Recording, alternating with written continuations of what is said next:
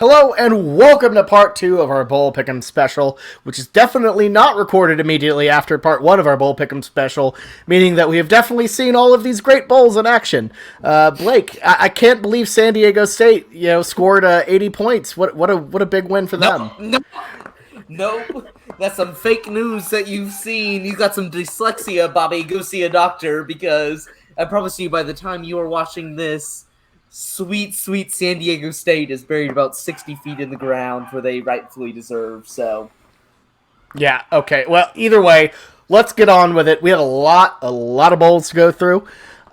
Starting with tomorrow, because this is clearly December 26th when we're recording this and not December 14th, the Quick Lane Bowl, Western Michigan and Nevada, sorry. We're going to start the order, just kind of keep it the same. I'll kick us off.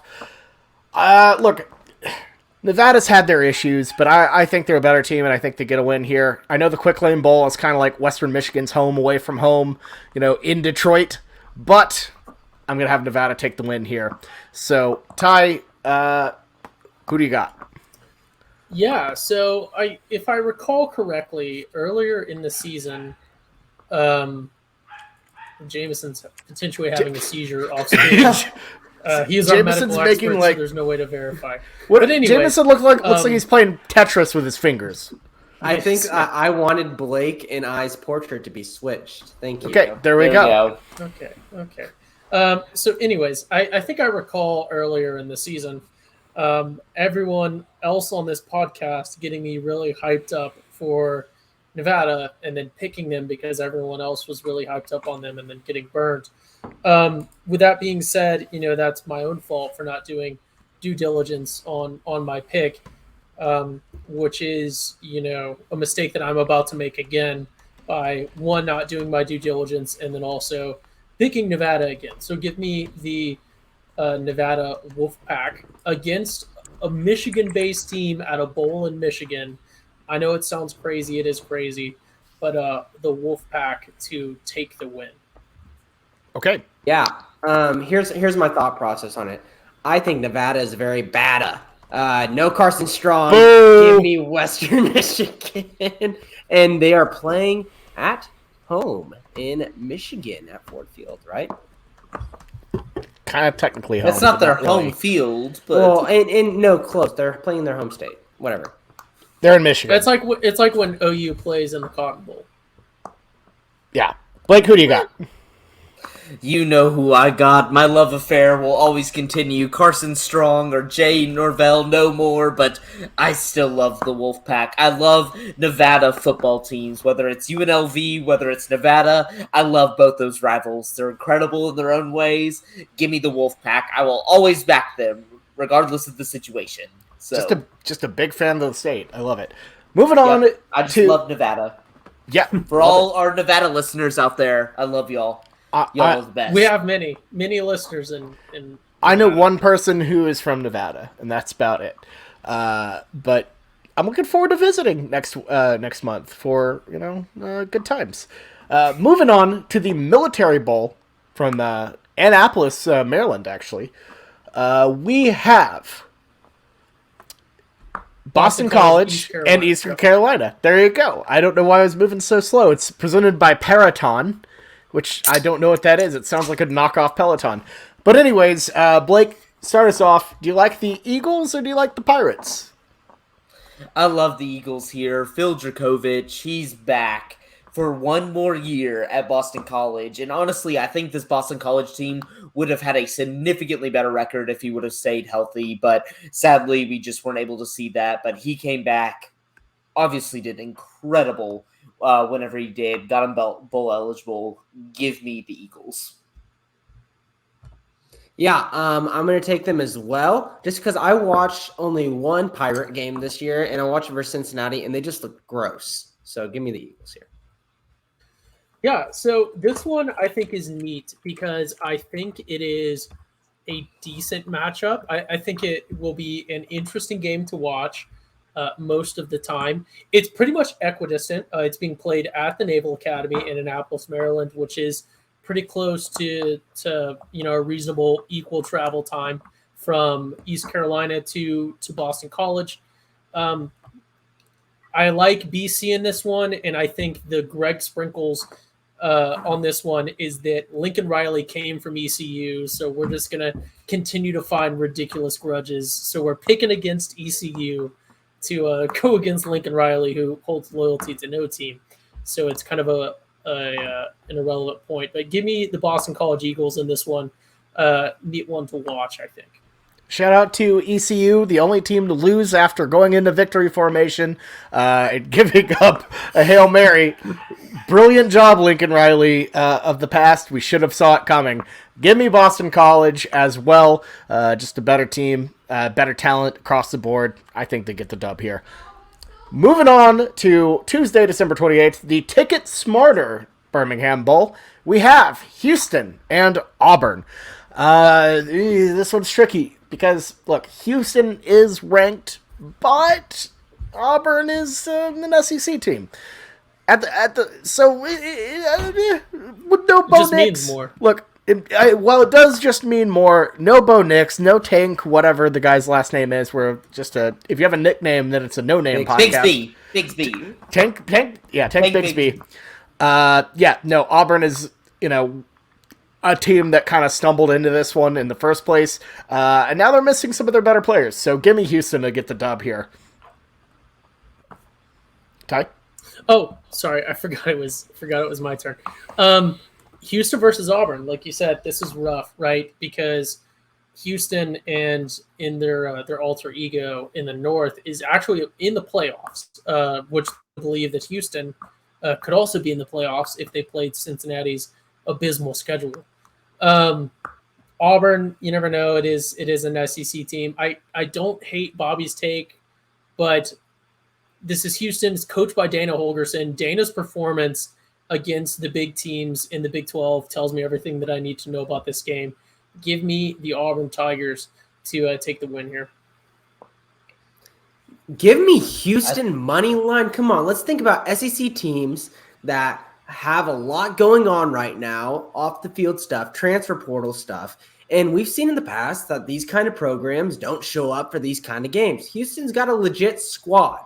I like Houston as a 3-point dog to win upright. Yeah, I'm with Jameson here. This is one of the easiest locks in my opinion. You got TJ Finley, who looked hobbled as hell coming off the field against Alabama. He was done. You have no Bo Nix. You have no Tank Bigsby. Brian Harsin is basically a dead man walking at this point. Like, I don't think he's going to survive another year there. They don't like him. It's a very unnatural fit. Give me Houston. I feel like Houston's actually building something under Dana Holgorsen, where Auburn just feels like we're a 4 or 5 win team away from Brian Harsin getting fired next year. Like, I think it's going to be bad. Harsin it's a bad fit. I fully agree. Yeah. And, there's a reason why there was a lot of talk about him leaving Auburn for, I believe, the Washington job at the time. So, just the Boise State to Washington connection with a stop in Auburn, as strong as ever.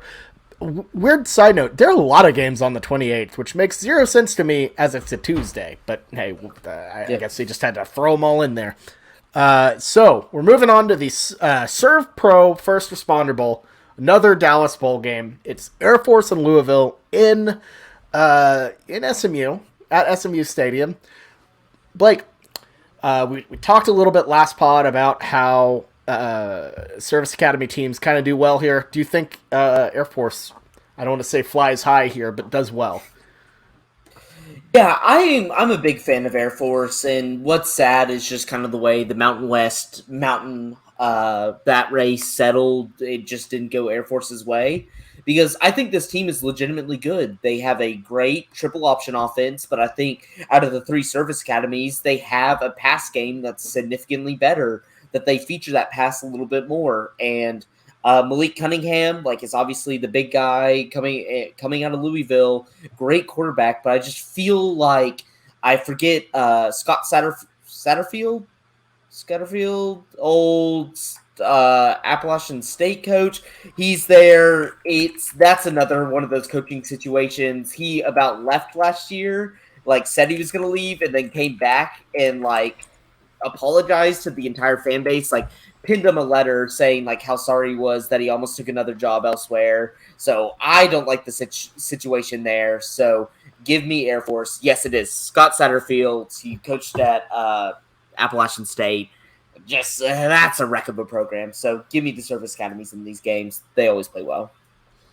Yeah, I was looking at this game a little bit beforehand, thinking like this might be the toughest one to pick for me. Typed in Malik Cunningham on Louisville just to see if he was coming back next year, and I found an article of 2022 dark horse Heisman candidate Malik Cunningham, quarterback of Louisville, and I thought that was gross. But I said, whatever, screw it, let's pick Louisville. Sorry, picking against one of the service academies, but birds with teeth.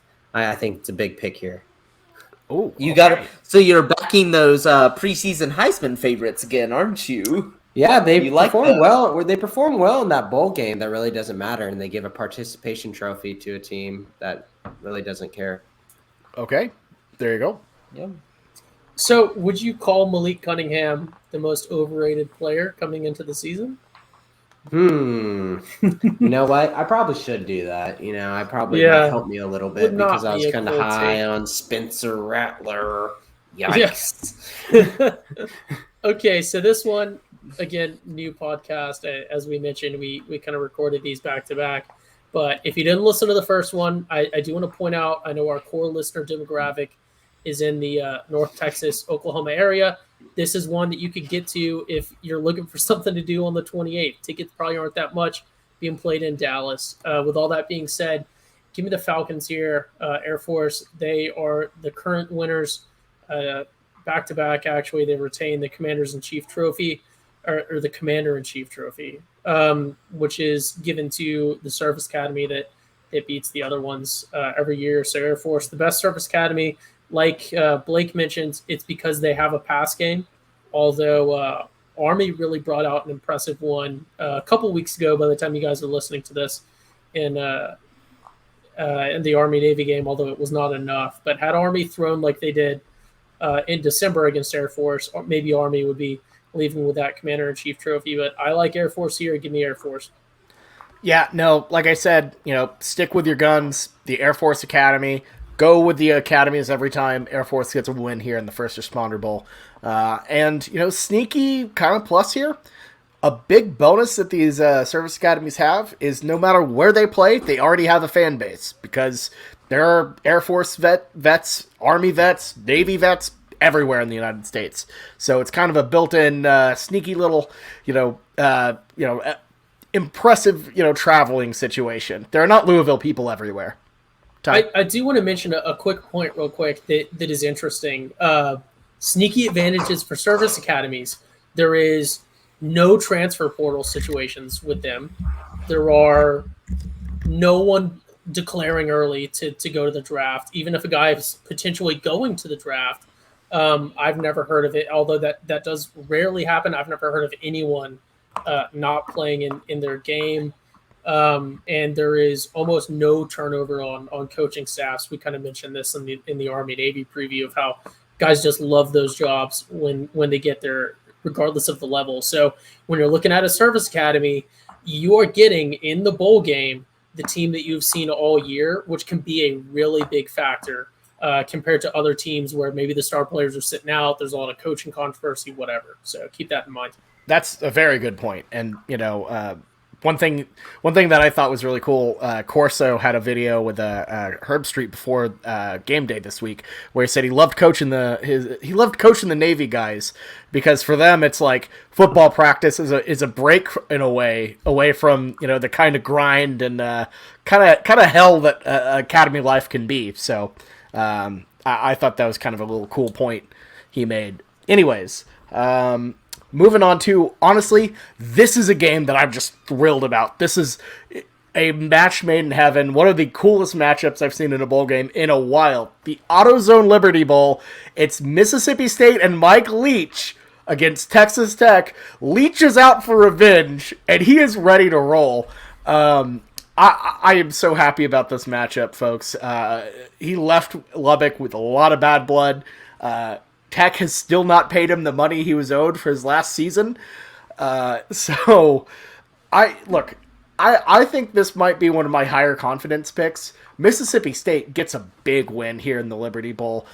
Poor Texas Tech does not have any, grudge against Mississippi State, but Mike Leach in Mississippi State, he's going to run it up on them in a way that is absolutely going to be just mind blowing. So give me Mike Leach to get a big dub in the Liberty Bowl. Yeah, I absolutely love State in this one. I think that they take it, and I think they take it big. I don't know what the line is off the top of my head. 8.5.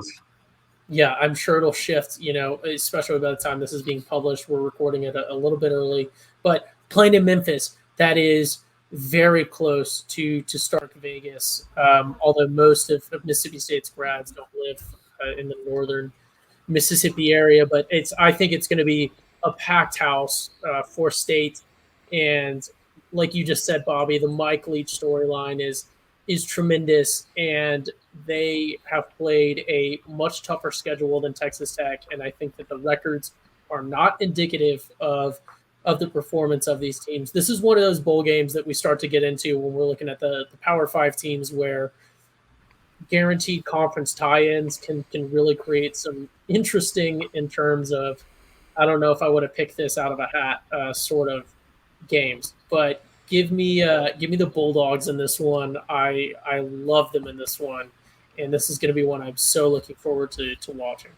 I just love how many blood feud games are in this bowl pot here. It's wonderful. Jameson, Yeah. I'm sorry for cutting you off. Now, tell them to bring me my money. Yeah, give me Mississippi State here, but let me tell you something. I'm going to pick, if I'm a bettor, on the Texas Tech side, because a lot of people will be thinking, oh, yeah, Mississippi State, revenge game for Mike Leach is just going to lay it on him. But guess what? All of those players, are they really going to buy into oh, that school isn't giving my coaches a couple $1 million. I'm going to play so much harder.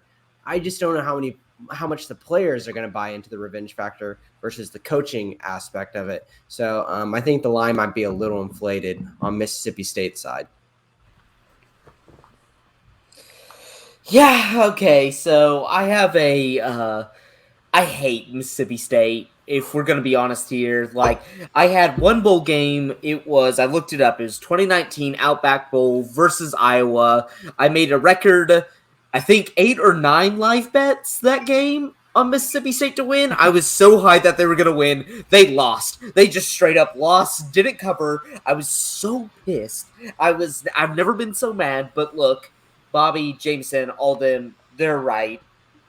When you don't give him your last paycheck, he's going to beat the hell out of you, especially when you're coachless. Or they have a coaching staff, but obviously I'm going to coach this game.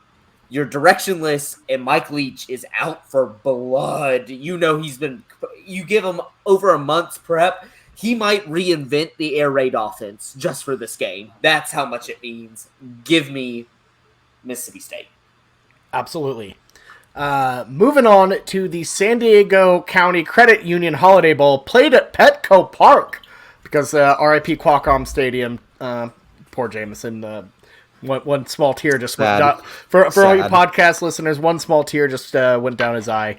Very, very sad, very tragic. But Petco Park, hey, that's pretty fun. So it's UCLA and NC State. Blake, kick us off here.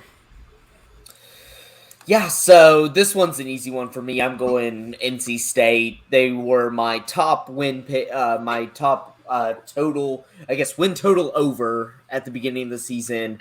That was the easiest money. I think this team's really sound on defense, really good on offense, very well coached. I just like them kind of ending that dream season, finally getting 10 wins. Chip Kelly's been weird. I know he wants to stay at UCLA, which is kind of why he interviewed for the Oregon job to try to get a bigger contract, and that hasn't happened. So it just feels weird there. I don't know, especially with Lincoln Riley going to USC and then making big moves. I felt like UCLA might make a big move with Aranda and try to get him.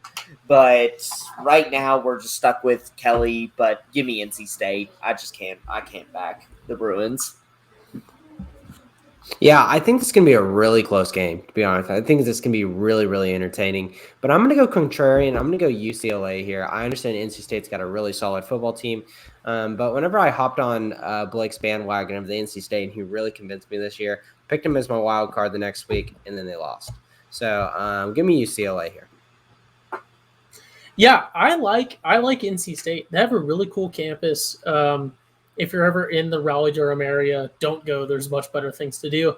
But I'm a fan of NC State. I got burned picking against them once already this year when I foolishly bought into the UNC hype, which, it happens. And then I think I got burned twice because I bought into Clemson as well. I got burnt ultimately. I took out a future on UNC to make the playoff.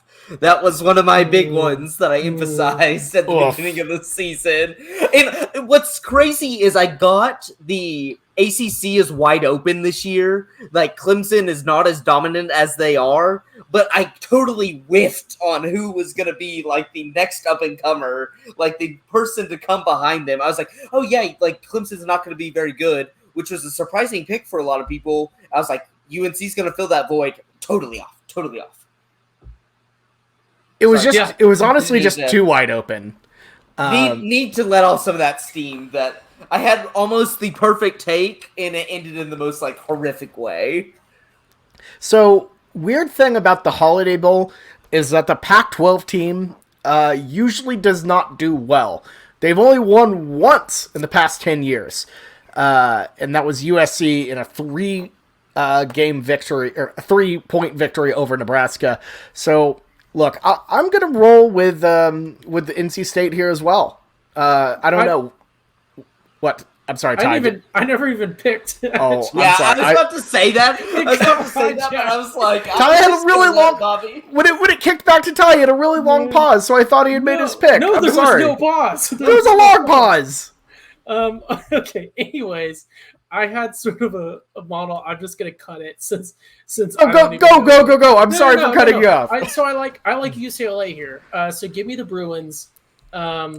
I don't know. I got a feeling, and maybe it's just that that light blue and gold, and the fact that they're playing really close to home, and NC State is traveling like 2,000 miles. But I like the Bruins in this one.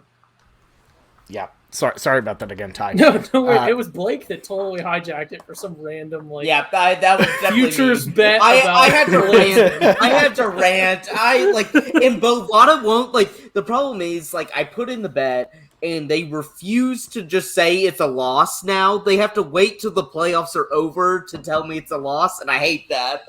Just tell me I'm an idiot and just move on. Just get it out of your queue. Move on. All right, let's move on to the Guaranteed Rate Bowl, the former Cheez-It Bowl. May it rest in peace. This is the true Cheez-It Bowl. It needs to be a low-tier bowl in the desert in a baseball stadium. Not like the third best bowl in the Big 12, fourth best bowl in the Big 12. But it's West Virginia and Minnesota. This one's a late-night game. And I'll get it started. I've been fading West Virginia the entire season, and you better bet that I ain't stopping now. Give me Minnesota, the Golden Gophers, and PJ Fleck to get the dub in Arizona. West Virginia, just not a good team. Yeah, I love this game. I am so looking forward to watching this one. I don't even know if it's a good matchup. I just think it's hilarious that they gave an East Coast or an Eastern time zone and then a very far north sort of Eastern Central team. As in, at this time of year in Minnesota, it gets dark at 3:30. I think it's hilarious that they gave them a Pac-12 after dark time slot for this one.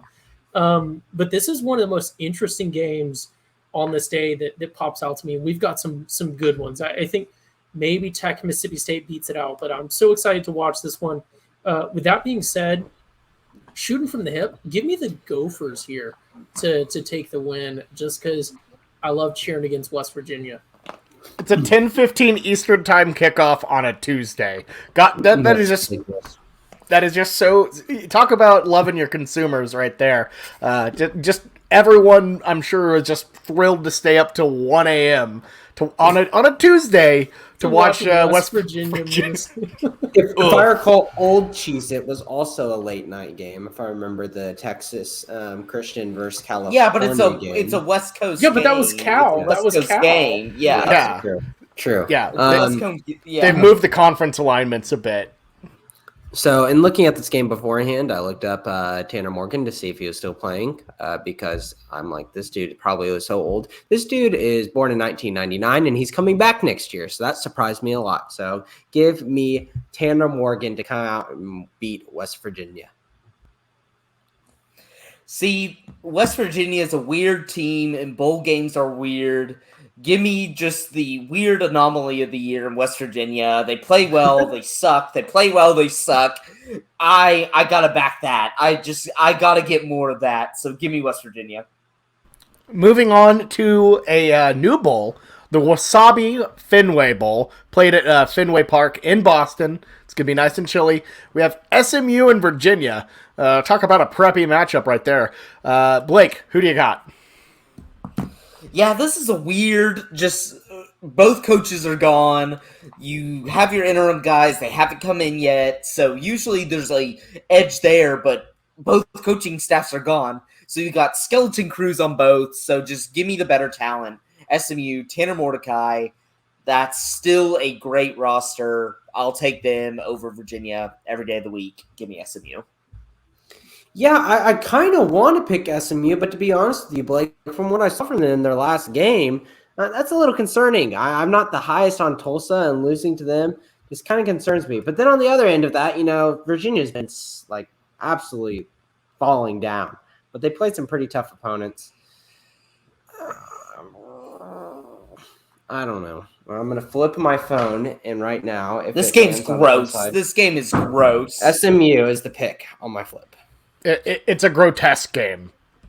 It is. I just picked in the next bowl game, just to preview the next game. It's pretty gross too, but foreshadowing. Yeah, I think this one is honestly the most interesting thing about this game, and this is if we have any SMU or Virginia listeners, maybe they would find this interesting. The most interesting thing about this game, when I did my research, I just went down a rabbit hole of Wasabi Technologies, a cloud-based storage, pretty new company with some interesting founders. So I think that's an interesting rabbit hole. With that being said, give me my boy. Speaking of cloud-based storage, Tanner Mordecai. He knows how to code, sort of. So I know this for a fact. I know this for a fact because I passed a class because he knows how to code. So give me SMU to take the win here. I assume there's some sort of coding competition that ties in.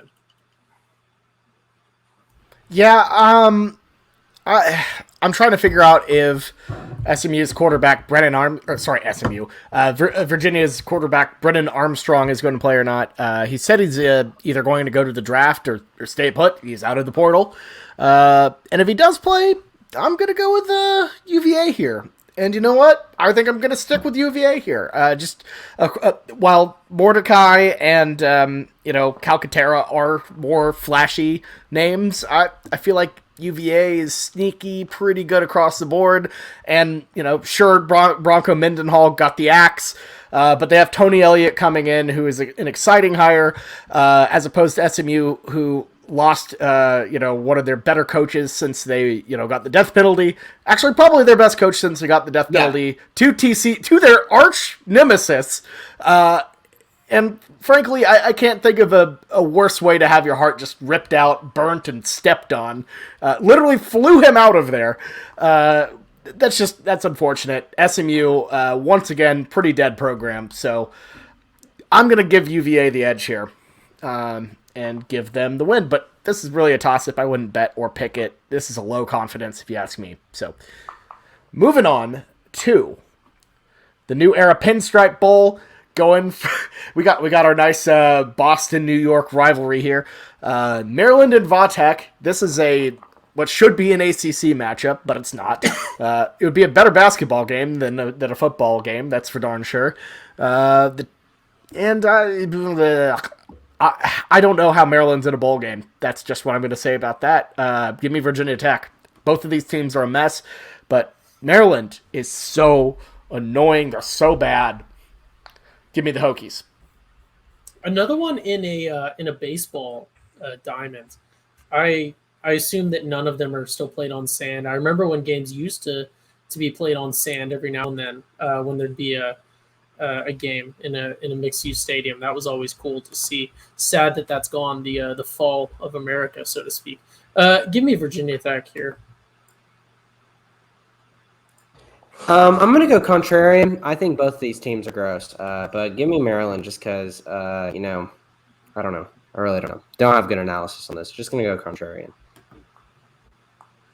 Yeah, I'm backing Jameson. I foreshadowed it earlier. This is the grossest matchup ever. We got an interim coach versus a coach that's basically a lame duck. It's bad, but I'm going Maryland. They have better talent on the roster, so I'll go with them. Yeah, it's a gross game. Just low confidence all the way. Moving on to the Cheez-It Bowl, the actually named Cheez-It Bowl. We have Clemson and Iowa State.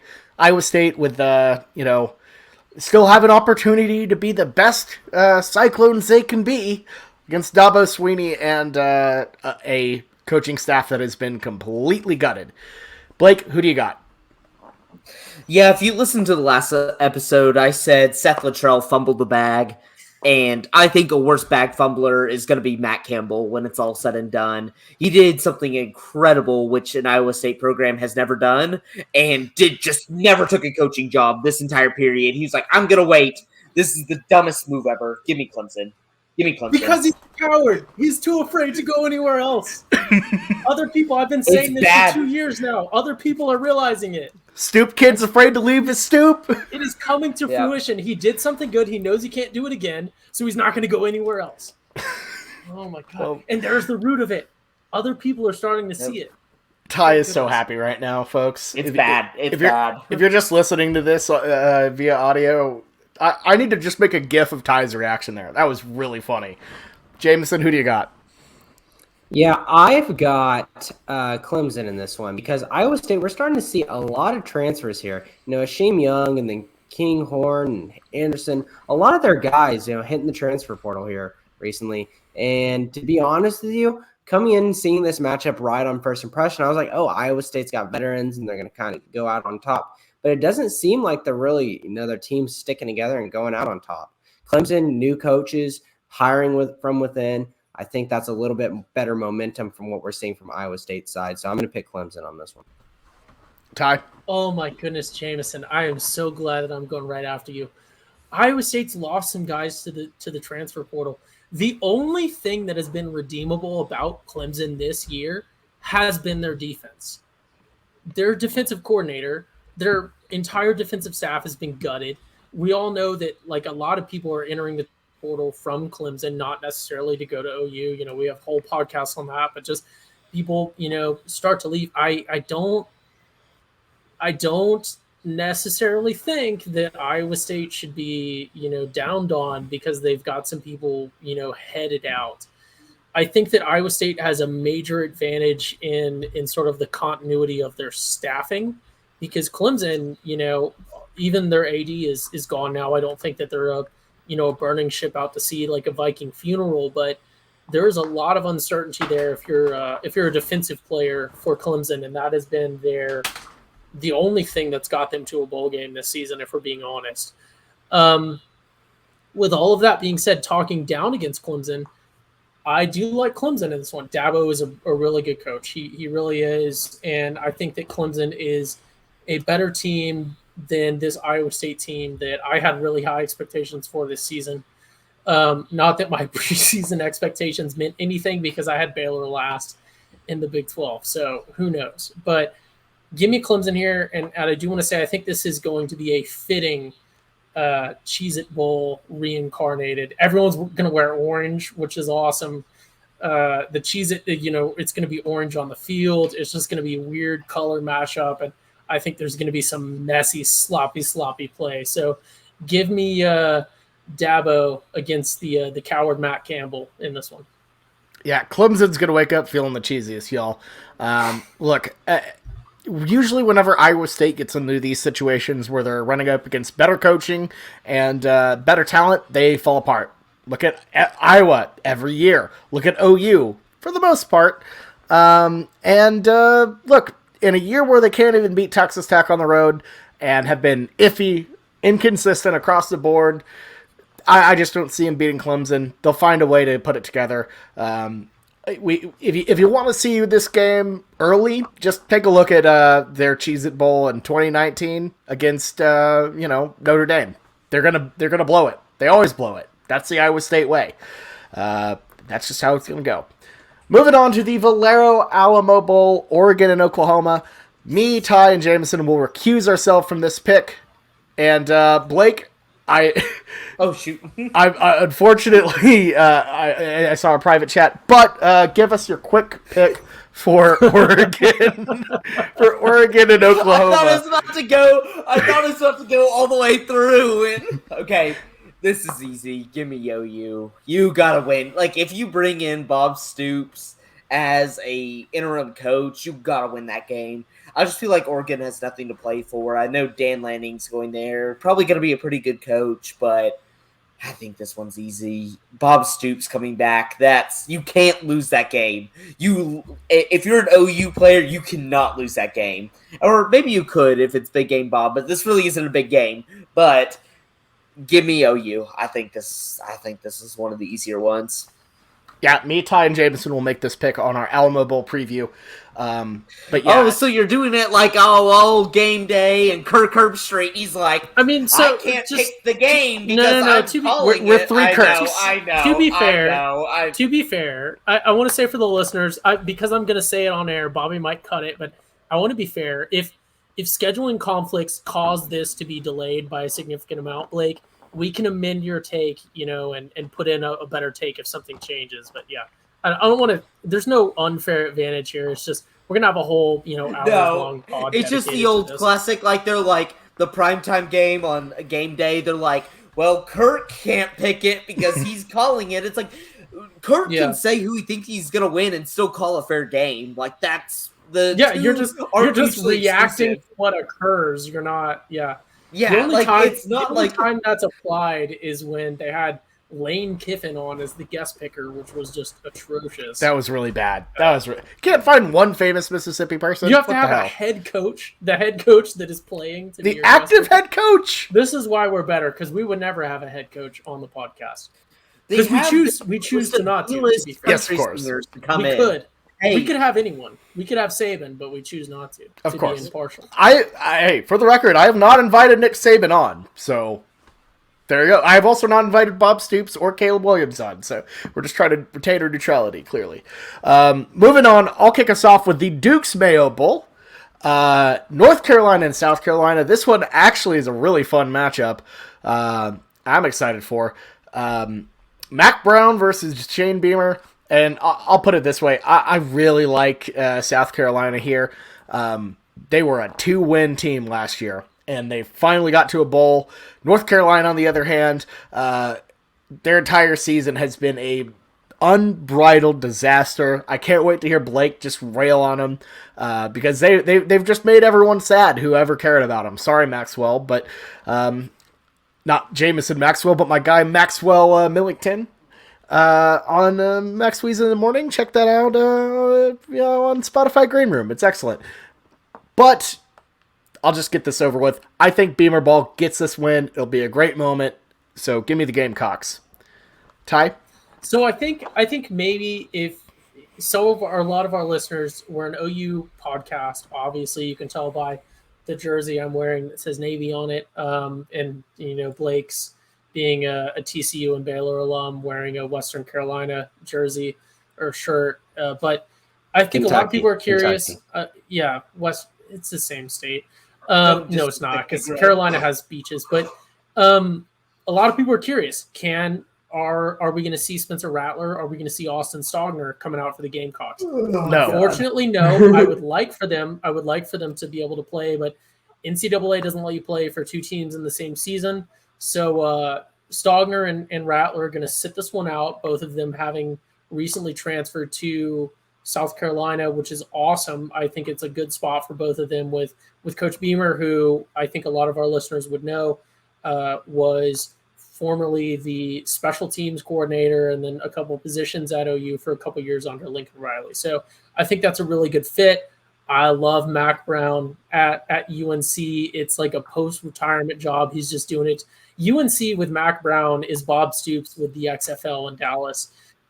It's just, I love to see it. It's a basketball school. He's overperformed there. I hate to pick against him, but I love Coach Beamer. He has turned that program around, and they are on the up and up in the SEC East, which is unfortunate because the SEC East is about to add some really good teams and coaches in a couple years. But I love Coach Beamer. Give me the Gamecocks to take the win here.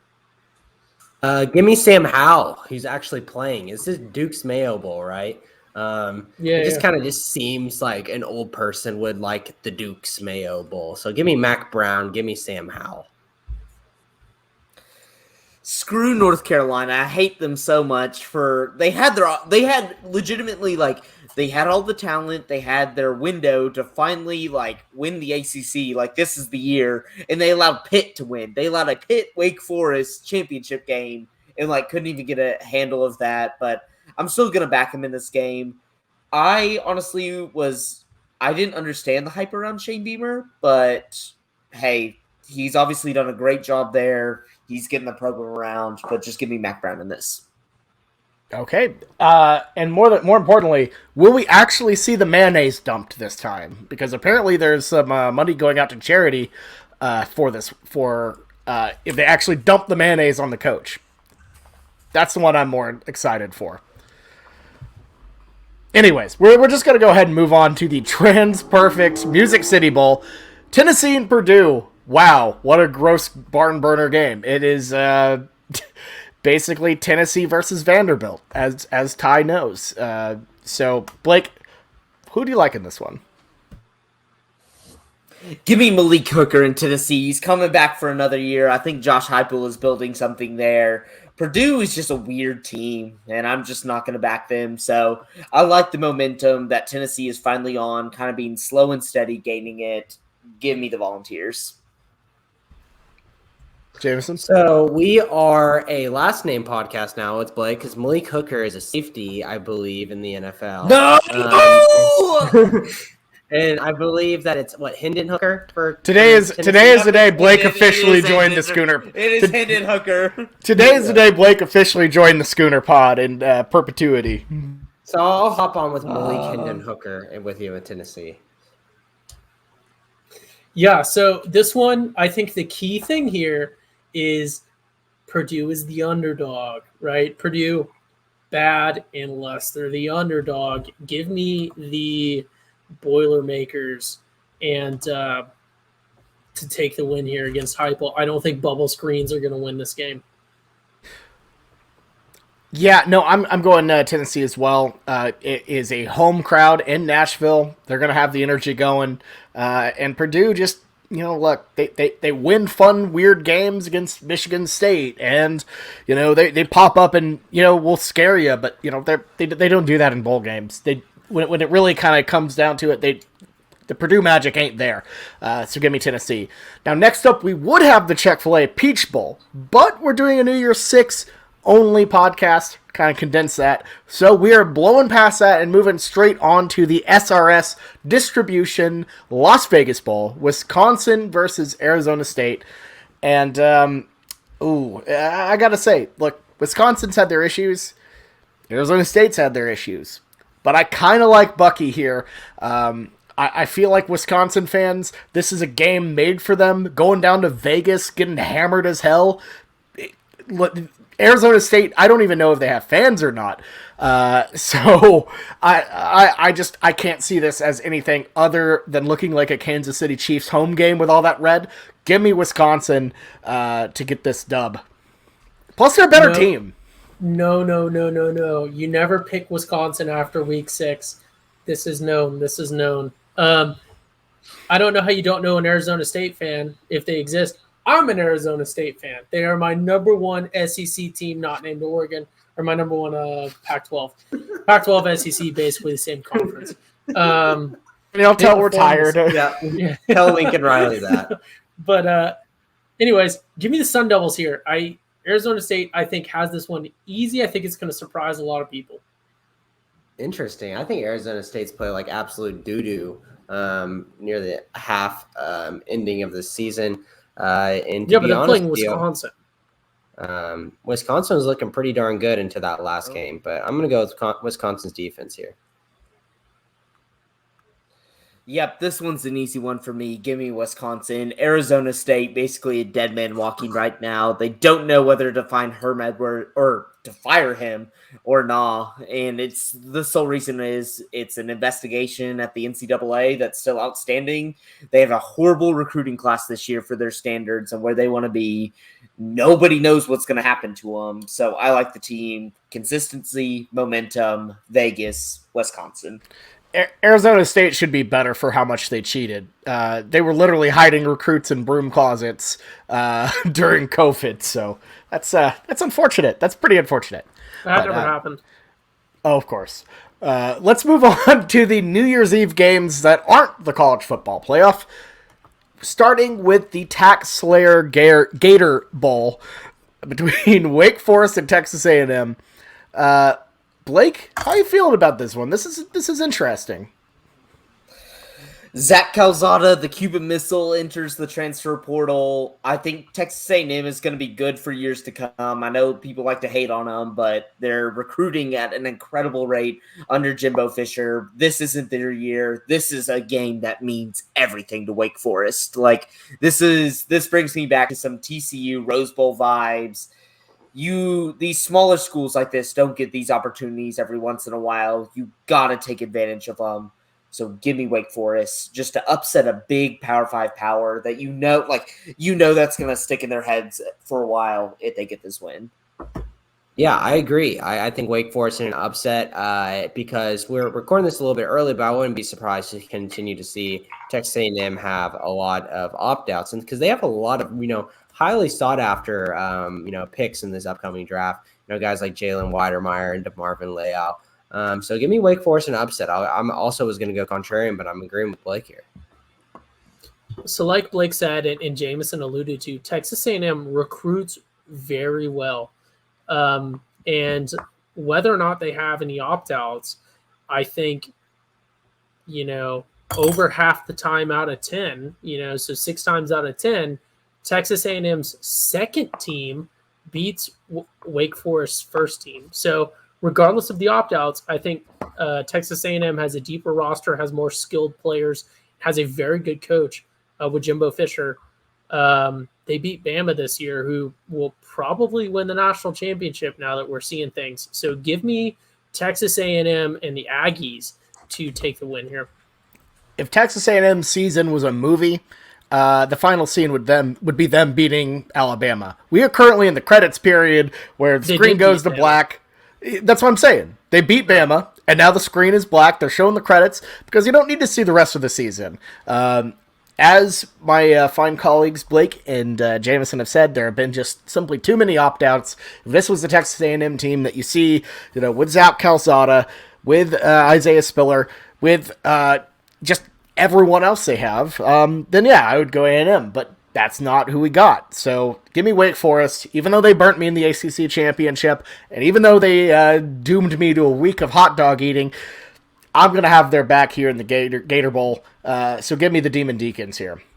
But in a weird thing when it comes to A&M, I think they might be the new Cal in the sense that they produce insane NFL talent, but just can never be good. Like, it's like they'll always be talented, but will never be good. Yeah, I think that's actually kind of an interesting point but like across the board, not just like on offense with quarterbacks and, running backs. Anyways, moving on to the Tony the Tiger Sun Bowl, which I'm still shocked that Frosted Flakes still has this one. But okay, whatever. In the past, we had Brute sponsoring them. So we have Washington State and Miami, 2 teams with no coaches, once again. But Washington State's had a little bit more time with it. This is a gross game. I hate it. And when in doubt, always fade the Hurricanes at a game they just really don't care about, especially because you're making them go all the way out to El Paso, where it'll likely be cold and a total mess. So, give me Washington State here. Yeah, chilly El Paso. All that. It's chilly. It's chilly. It's the desert. It gets chilly. It snowed. No, I've seen it. You don't have to tell me that deserts get cold. But I like to put it in one word, put it in one character. I like the U. Go Hurricanes. I think there's a lot of momentum there. With Miami, with their new coaching hire and with their unlimited budget. I think, that they had the random player suggest unlimited budget as a suggestion for if they could get better. And ironically enough, I think it was not just that was all their big time former players came together, and it's not just one player. It was but I think that Miami took that unironically and was like, okay, so. I just had a weird burp. Give me Miami here. Oh God! Man, this is quality podcasting. We're getting. This is getting real. This is getting real sloppy, folks. Blake's like, let's just hammer it all out tonight. And I was like, whoa. I was like, whatever. Let's just do it. Who are we picking again? I think Miami was one team. Let's pick Miami. It's Miami and Washington State. Yeah. Oh yeah, definitely. I do not like Washington State. No. Mm-mm. I love how Jameson critiqued us on potting, and then immediately was like, "Who are we picking again?" I had no idea. I was not critiquing. I was critiquing the whole podcast, and I am a part of that. That is fair, but people don't listen to the Scooter Pod for organization. If you do, then I am very sorry because you do not know what organization is. Clearly, was that a pick for Miami, Jameson? Yes. Okay. I think this is easy money. Washington State. Jake Dickert, their new head coach, part of Rolovich's staff. They honestly loved Rolovich. It was just some policies that got in the way, and he's not the coach anymore. And so they got the next best guy on their staff that they love. And so he's the interim coach, but he's also going to be next year's head coach. I love that. I don't like lame ducks. I think Tyler Van Dyke, Miami's quarterback, is going to be very good under Mario Cristobal, but that era isn't here yet. Give me Washington State. Yeah, I feel like if we dive into Rolovich getting fired too deep, that our fan base is going to get mad. So we're moving on to the Barstool Sports Arizona Bowl. It's okay. Calm down, everyone. We said Barstool Sports, which... Honestly, this is going to be electric. They have the lead singer from Creed performing at halftime, which cracks me up. I kind of love it. Central Michigan and Boise State. Blake, I feel like this is a pretty good matchup for you. I kind of love it. What do you think? This is a weird game. You get an established fan base in Boise State, and then you get kind of this Max staple in Central Michigan with Jim McElwain as their head coach. Remember the shark picture from Florida. How could we forget the shark? And then you get my all-time favorite name this year in Khalil Pimpleton as wide receiver for Central Michigan. They're a weird team. I love it. Give me Central Michigan. I just think this Boise team's off. What world would it be in 2 years when Brian Harsin just goes back to Boise State and just kind of gets them back to where they are, and they just kind of forget this whole 2-year little weird sabbatical at Auburn never happened? I could easily see that happening. So give me Central Michigan. Boise to not cover but to win. Next to tie. Boise. Yeah, give me the Chippewas as well. I'm riding with Blake. Moving on, New Year's Day, we have the Outback Bowl, Penn State versus Arkansas. Oh boy, this is a mess because we have James Franklin, the GOAT, as my guy Ant Wright would say, against an Arkansas team that, honestly, they're thrilled to be in the Outback Bowl. And because of that, I think they're going to get this win. This is probably their best bowl they've made since, Darren McFadden made the Cotton Bowl. I think Arkansas has made a Cotton Bowl since then. No, they made a Sugar Bowl with. Sorry, I take that back. This is their best bowl game since the Sugar Bowl with What's the dumbass's name who got in the motorcycle wreck with the mistress? I'm blanking so hard on the name. Bobby Petrino. Bobby Petrino. I didn't want red face just in the mentally. I didn't want race. Mentally, I didn't want to disparage another Bobby, as, that's what you do when you have a name like Bobby, a very manly, very adult name. You don't try to tear each other down. But Bobby Petrino, real idiot, absolute idiot, really a true dark mark on the Bobby name. And I'm off on a tangent, but I'm just going to say Arkansas is going to get this win. Sam Pittman, love the guy, the pride of Grove, Oklahoma. I think he gets them really fired up for this because, let's be honest, motivation is the biggest thing in these bowl games, and Arkansas is just thrilled to be here. So I think they get the dub over Penn State. Not sure if they're Team Coconut Shrimp or Team Bloomin' Onion. I'm hoping they're Team Bloomin' Onion, even though I'm not going to buy it. Still, I would love the Onion team. Ty, who do you got? Bloomin' Onion's way too salty. If they just found a way to make them less salty, they'd be much better. The sauce also underwhelming and not strong enough for how strong the Bloomin' Onion flavor is. With that being said, I do want to mention a lot of people on this podcast were very high on Arkansas, had some unreasonable expectations week like 1 through 4 or 5.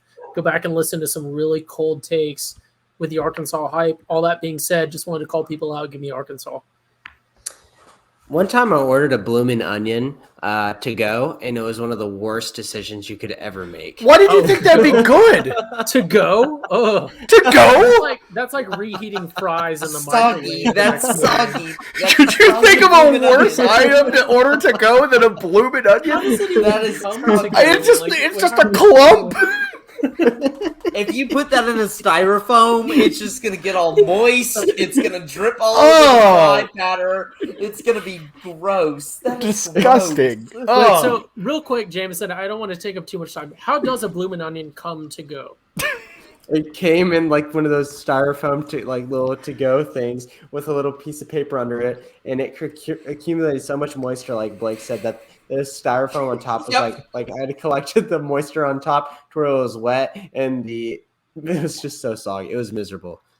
Give me Arkansas. Oh my goodness. I love how we're just trading Bloomin' Onion stories. Like, See, I'm in a bad position. I got Penn State, the Sean Clifford experience is going on for one more year. Holy crap, this is like 10 years in the running. And then I got on the other end, Arkansas with Sam Pittman is now trying to double his contract by saying people want him when nobody wants Sam Pittman. Like, Sam Pittman's a good coach, but nobody desires him as a head coach besides Arkansas, and he's trying to bag chase right now. So, since James Franklin already bag chased, give me Penn State. I'm just going to roll with that one. I got to deal with the Sean Clifford experience, but I can sleep at night. okay, moving on to the Verbo Citrus Bowl. This game should be fired into the sun. It's Iowa and Kentucky. Blake, who do you got? Oh, gosh, I didn't even see. Okay, we're getting down to the wire. Just give me Kentucky. Mark Stoops' contract is laden with, if you win bowl games, if you win this, like, he has the deal of a lifetime, honestly. No pressure. If he does well, he gets a lot of money. If he doesn't, he still gets a good amount of money. I like that. Giving Mark Stoops. Yeah, I agree. Nothing much to it. Iowa, it's more of an anti-Iowa pick. God, that team is rough. Give me Kentucky. They ended the season off pretty well. Wasn't Iowa ranked like number 2 at one point this season? Wow, was that a cold take? I like Kentucky. You know, like you said, Mark Stoops. Stoops' name can't go against Stoops if you're an OU guy. And I like the low pressure, no pressure of being an overperforming football team at a basketball school. Yeah, no, I'm with y'all. Mark Stoops. You know, this game's a mess. I don't want to watch it. I feel like your eyes will, just bleed trying to turn this thing on. Just rest up and watch the Fiesta Bowl instead. But yeah, no, give me Kentucky, Mark Stoops, etc. Better team. SEC just means more. Moving on to our final game of this podcast, the Tax Act Texas Bowl, LSU and Kansas State. And look, while I would love absolutely love nothing more than to pick my K-State Wildcats and my beloved Chris Kleiman. Look, it's LSU, it's Houston. This is going to be a home game for them. They're a better team in terms of talent. They have the energy. I'm not sure if Coach O's coaching this, but it's either a last or all. Okay. He's not. Why would he leave? No. Is it going to be Brian Kelly? He went to Destin. He said he went to Destin after. Like, I think there's an interim to the interim. I'm not joking. Oh, like, that big old belly. He said he's going to Destin right after the end of the season. So he went to Destin to go hang out with old Ray Baker. So, okay. Well, I don't know about that one then. But at the same time, LSU just has better athletes. Stars matter. And unfortunately, I think they beat K-State here. It's just too much, too close, too energized by Brian Kelly. Give me the Tigers here. Ty? Yeah, as they say when they're picking the LSU Tigers, you look like you work out. Oh no, Jameson. I'm gonna go K-State here, Bobby. I'm surprised you didn't hop on here. Great coaches win football games, right? So I'm gonna go K-State. I guess so.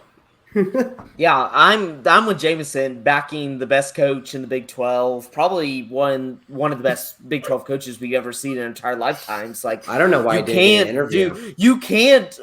According to a person on this podcast, it's like, how do you maintain a winning record at a place like K-State after a guy who created a winning record for like 20 years? Like, that's impossible, almost impossible. Give me K-State. LSU without their starting quarterback. He's in the transfer portal. Can't back him. Best coach. Can I use a mulligan on a bowl? No. Why not? You've already used one this season. No, you can't do anything. This is just public. You can change your picks, obviously. Yeah. Well, this is just recorded. It's not even live, so I can go back. So starting off, LSU and Kansas State, I have to pick Chris Kleiman because he's my favorite coach. There we go. I just edited it, and nobody will know. If you recall, a couple years ago, Blake said a bunch of bogus things on the March Madness pick, and then he went out and completely changed his bracket. Okay, we're coming back to this. No, Jameson, you've done Save it for the March Madness. Yeah, yes. We'll do the March Madness special as usual. We'll do the March Madness special as usual. Yeah, have to. We don't have a choice. We have to keep making content. That's true. Shout out to our guys. Oh, that is an easy one. TPP. They're over there. TPPN. Shout out to our guys. TPPN. We will be keeping this content going, including. Use promo code TPN at DraftKings.com, including our New Year 6 show, which is coming soon. So, Blake, Ty, Jameson, thanks for joining us for these episodes. I just stop pointing at everyone. But we got a New Year 6 show coming. It'll be great. Yeah, well, that's about it for this one. We'll see you next time. Good luck out there with the picks, everyone.